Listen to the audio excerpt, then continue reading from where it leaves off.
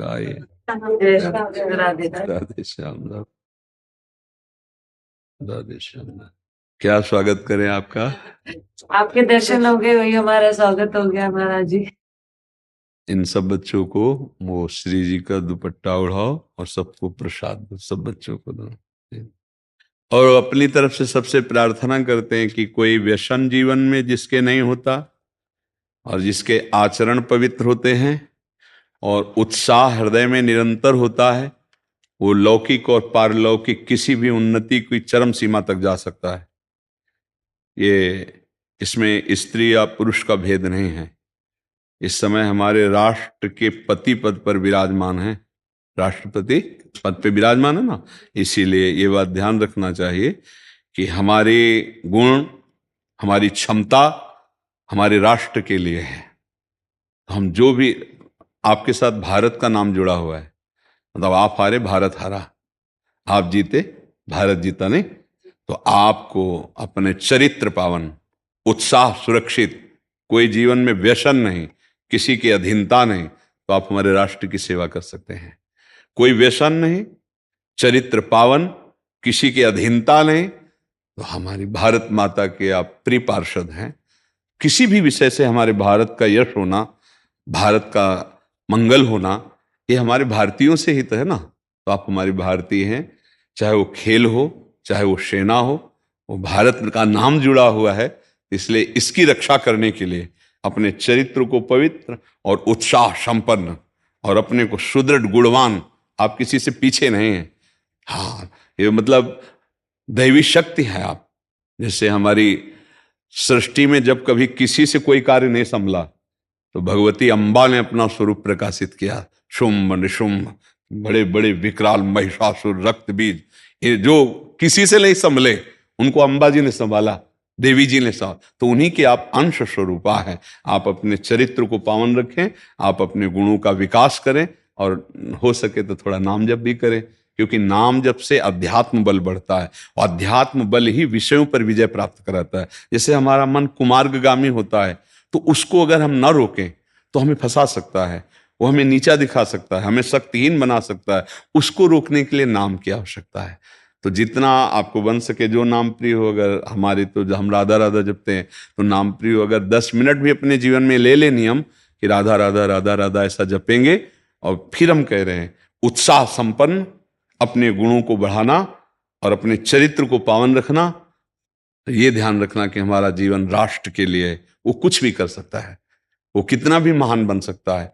और जिसने अपने चरित्र पर ध्यान नहीं दिया, अपने गुणों का संग्रह नहीं किया, अध्यात्म बल एकत्रित नहीं किया, तो थोड़ी सी उन्नति और जय को पाकर फूल जाता है और वो अपने को विषयों में छोड़ देता है। फिर वो आगे की उन्नति की तरफ नहीं बढ़ पाता। जो अल्प सुखों को रौंदता है वो महान सुख का अधिकारी होता है, समझ रहे? जो अल्प सुखों का त्यागी होता है उसमें फूलता नहीं है कि मेरा लग, जैसे किसी का 1 अरब लक्ष्य 100 रुपया और उसे 100 रुपया मिल जाए तो अच्छा लगेगा क्या? उसको लगेगा ये क्या है, कुछ नहीं मुझे। तो आपका राष्ट्र से संबंध है, बोले भारतीय टीम आई है, संबंध उच्चारण किया गया ना, इसकी रक्षा के लिए आपको चरित्र पावन, गुण वर्धन, उत्साह संपन्न और राष्ट्र के लिए जीवन समर्पित, ठीक है ना। ये मंगलमय वचनों का प्रसाद है और बाहर से तो आपको प्रसाद मिल ही गया है। महाराज जी, तो कभी कभी ऐसा होता है ना कि कुछ चीजें खराब चली जाती हैं तो मन ना बहुत ऐसे परेशान हो जाता है। हाँ, उसी परेशानी के लिए कहा राधा राधा, क्योंकि देखो हर कार्य में सदैव विजय नहीं मिलती। सुख दुखे समय कृत्वा लाभा लाभो जया जयो। जय माने होती विजय, अजय माने होती पराजय।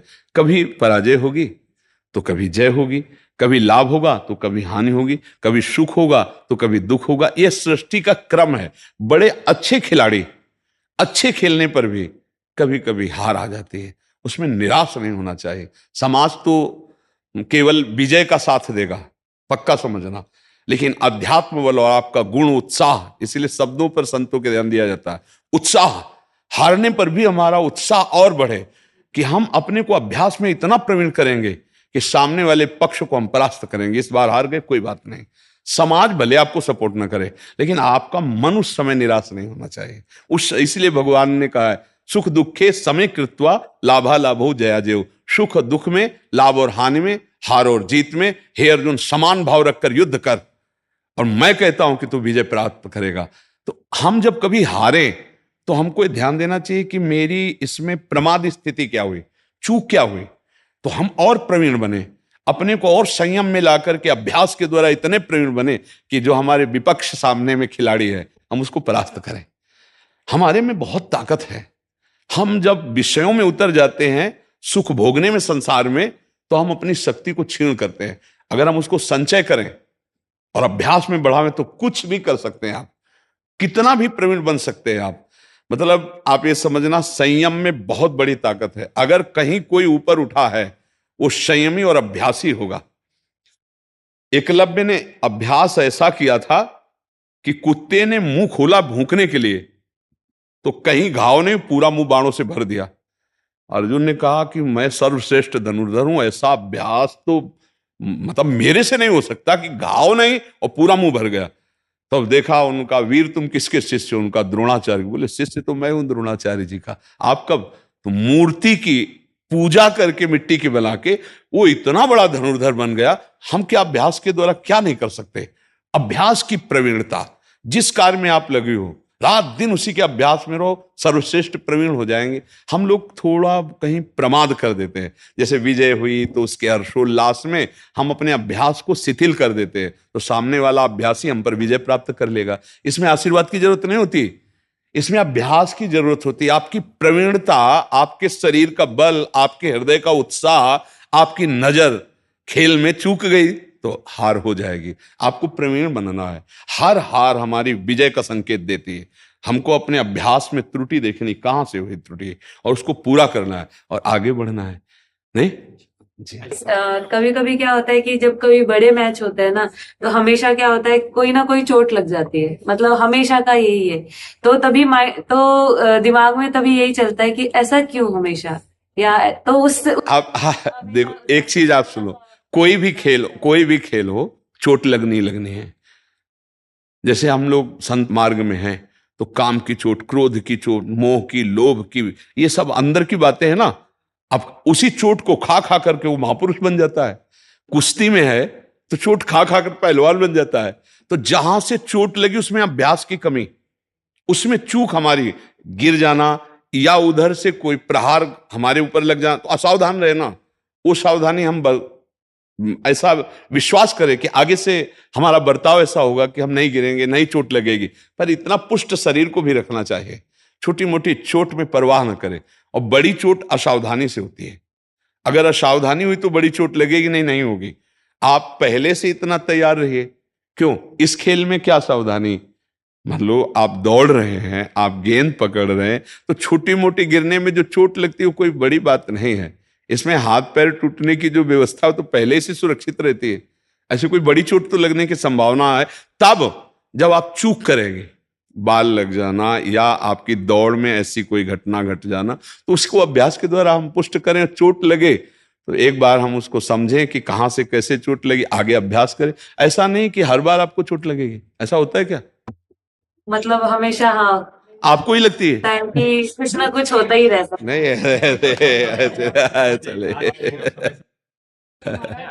महाराज जी, मेरा धैर्य मैं खो देती हूँ। मतलब मुझे हमेशा आगे की। वैसे हम आपसे जो प्रार्थना की 10 मिनट अगर राधा राधा जपे, फिर आप हमें बताना ये जो हम आपको दे रहे हैं ये वो औषधि है जो आपको हर जगह मजबूत, और अगर कहीं अभ्यास बन जाए अधिक जपने का तो आप खुद अनुभव करेंगे। पर हमारी तरफ से 10 मिनट शुरू कर दीजिए ना।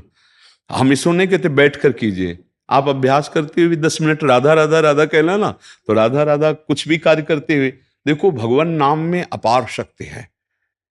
हम मानुषिक शक्ति से अपने मन पर विजय प्राप्त नहीं कर सकते। आप देख लीजिए अंदर से, इसके ऊपर भागवतिक शक्ति, तभी इसको कंट्रोल किया जा सकता है। हमारे अंदर धैर्य आना, सहनशीलता आना, दुख में घबराना नहीं, हारने में शोकित नहीं होना, इसके लिए भागवतिक शक्ति चाहिए। नहीं तो बड़े बड़े हार में रो बैठते हैं, नहीं विजय में नाच उठते हैं। हाँ, हमें विजय में नाचना, लेकिन हार में रोना नहीं और सर नहीं झुकाना। हमें सर तान के चला गया आज, ठीक है ऐसा, पर वो आएगा नाम जप से, वो आएगा सत्संग से। तो हमें प्रार्थना है कि आपसे कि 10 मिनट राधा राधा अब जप लीजिएगा, फिर धीरे धीरे बढ़ाइएगा, फिर आप देखिएगा आपको धैर्य आता है कि नहीं। ठीक है। हाँ, वैसे धन्यवाद, धन्यवाद, धन्यवाद।